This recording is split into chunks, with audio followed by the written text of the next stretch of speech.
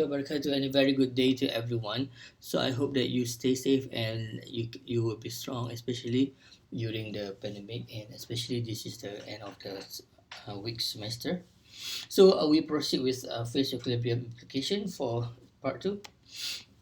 So if the component is supercritical, then the vapor pressure is not defined. So that is the behavior which can be described through this figure. So we can see here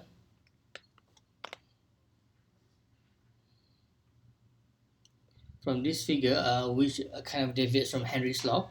So for the behavior of F1, figure T1 and X1, so this one is according to this equation, H1 equals to the limitation for certain subjected to certain limitation, whereby X1 approaches 0. So it can be defined through this equation. And then this is what is called as solid fugacity, F1 versus X1, F1 versus S1, yeah. Okay, for this equation, it can be described by F1 equals to this equation. So this one. And for X1, after several substitution, and then we can get a Y1, this equation. And after that, we can get, after several rearrangements, and we can get Y2.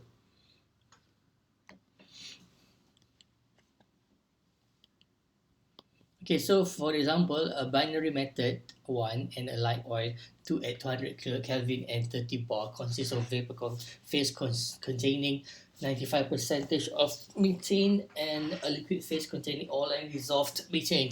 The fugacity of methane is given by Henry's law, and at 200 Kelvin, H1 equals to 200 bar. Estimate the equilibrium mole fraction of methane in the liquid phase. The second viral coefficient of methane at 200 Kelvin is negative 105 centimeter cube per mole. So the solution is, so we have to follow this equation. Okay, F1 equals to 1 equals to X1 H1, and F1 we can substitute into the 1 into the term of X1. So the assumption is with certain assumption, and then F1 H1 and Y1 Y1. So the equation is needed for the fugacity coefficient vapor phase. So we can get this amount, this value, through the value that we have from this question. And how do we solve for the mole fraction of solid in the liquid phase, which is X1 equals to 0.118. So I believe that from this equation, you can clearly see, you can clearly derive the value for this one.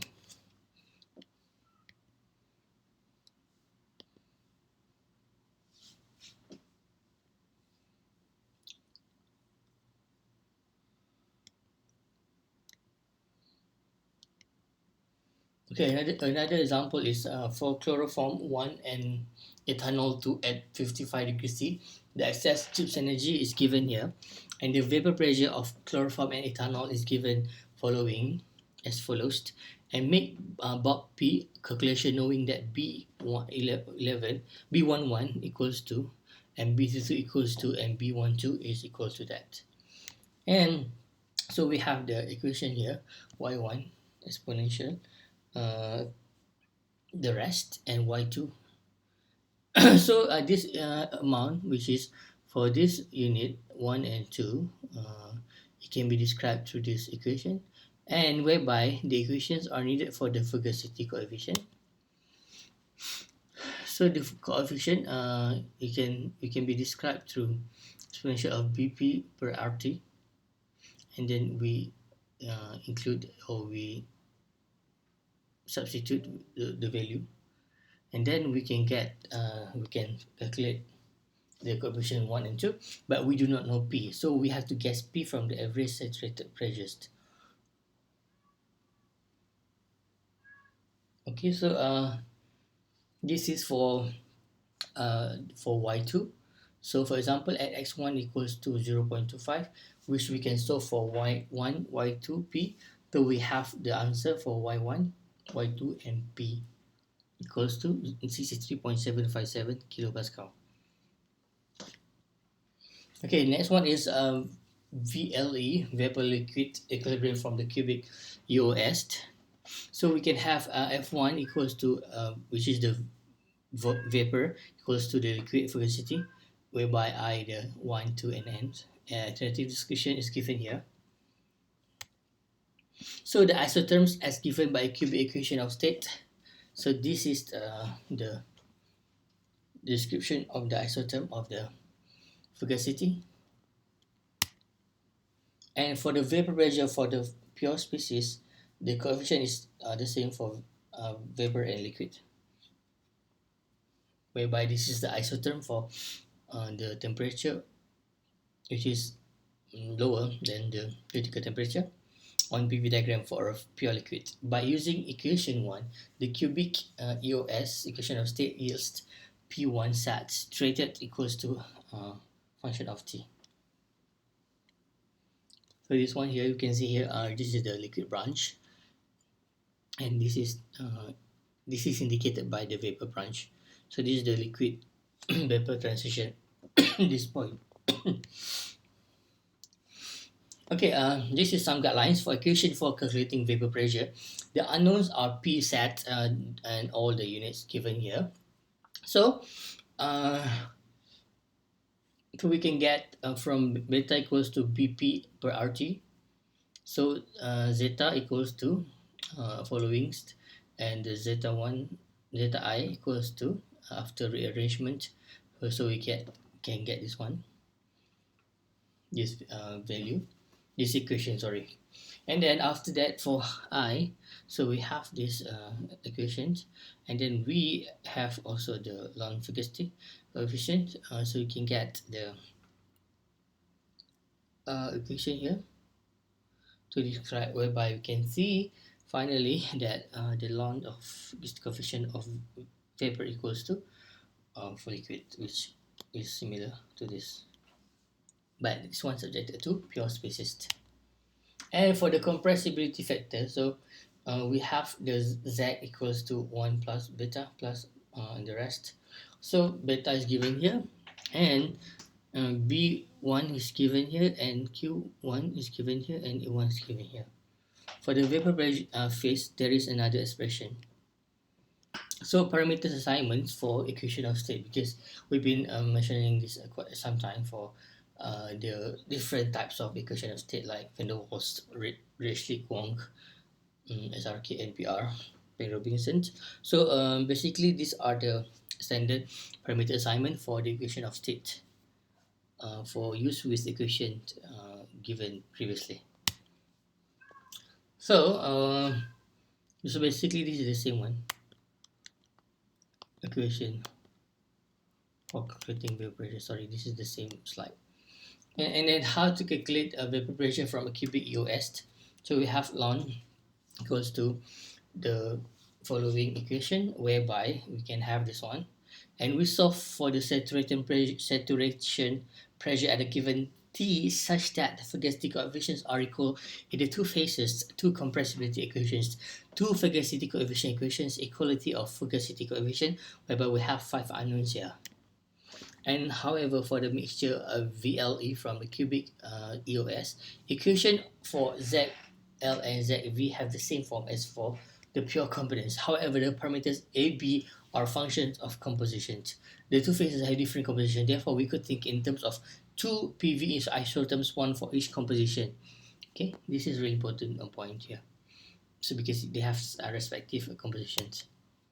In the meantime, for the two isotherms at the same temperature for mixture, the solid line is for a liquid phase composition. However, the dashed line here is a vapor phase composition. For point B, represent a bubble point with the liquid phase composition, and point A represent a dew point with the vapor phase composition. When these points lie at the same pay, as shown, they represent phases in equilibrium, like this one. Okay. So this is the PT diagram for several composition, whereby we can see saturated liquid is the bubble line and the saturated vapor is the dew line. So mixing rules for parameters: B equals to the addition of summation of XB, and A, the summation of I and J, and Aij equals to AGI. Also, we need partial parameters. So we have this equation for A1, B1, AI, BI, and also QI, which changes in terms of the, because I believe that partial parameters we have learned in the first chapter. Okay, the partial parameters are used for the calculation of fugacity coefficient because the fugacity coefficient is related to the partial molar property of GR, which is residual G. So we have ln this equation I defined as before, and Z is Zi as ZL or Z vapor. Equations are different, take note. And Q1 equals to Q and follows. Okay, next one is the example. Okay, the vapor mixture of N2 and CH4 at 200 Kelvin and 30 bar contains 40% mole of nitrogen. Calculate the fugacity coefficient of nitrogen and methane using the RK equation of state. I think this is straightforward because basically you have all the data here, right?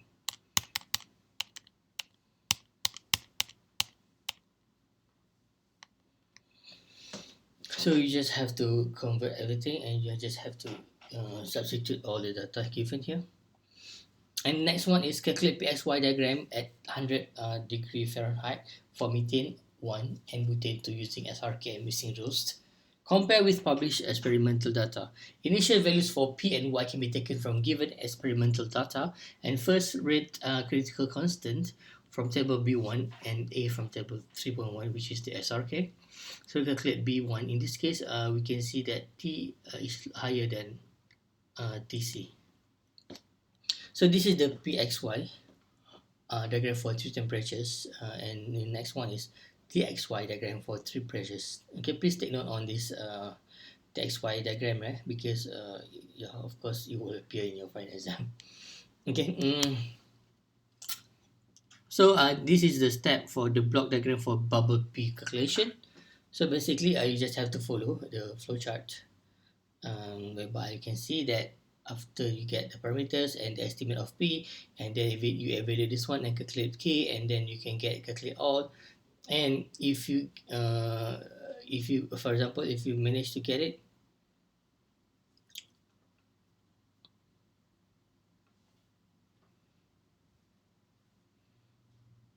also it has to be set, it has to be parallel. If this one answer yes and this one no, you have to adjust the pressure. If let's say this one has this value change, if it's changed, then you have to calculate again until you can re-evaluate. So until the last one you can get the final one, which is the you can print already, means that you can get the results. So this one is the equation for alpha are valid only up to the critical temperature. However, it's okay to extend the correlation slightly above the critical temperature. Let's calculate the mixture parameters. For step 1, when applied to the liquid phase, we use the x1 xi mole fraction. So this the fraction or the equation is given here, A and B, and Q1, Q2, and Q equals to A per B L RT. So I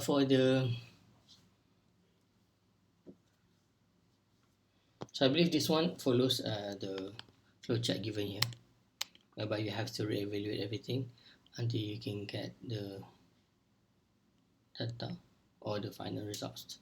So the result here, the PXY diagram at 100 degrees C for methane and N-butane lines represent values from bubble P calculation with the SRK equation. Points are experimental values. Okay, the results RMS percentage difference between calculated and experimental pressure is 3.9 percentage, and the deviation between calculated and experimental Y is 0.013. Note that the system consists of two similar molecules, and where are the largest discrepancy with the experimental data. Okay, so basically this is the final section of this chapter. So next one we will cover chapter 7 chapter 7 on thermodynamics of properties of solution. But as basically, this is quite redundant, but it's okay. I will cover chapter 7 and chapter 8 within this week. All right. Okay. So I think that's all. Thank you. Yeah, but make sure for the final exam, there will be one question on this chapter, especially for the calculation for for the diagram, basically. All right. So I think that's all for today. I thank you. All the best.